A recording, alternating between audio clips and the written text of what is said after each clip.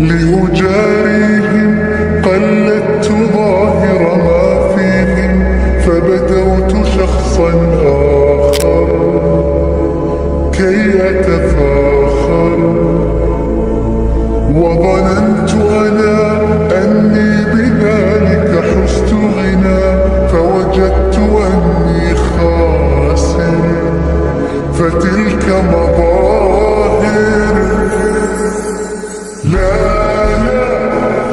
نحتاج المال كي نزداد جمالا جوهرنا هنا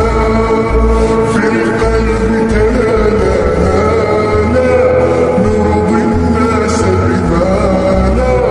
نرضاه لنا حالا ذاك جمالنا يسمو يتعالى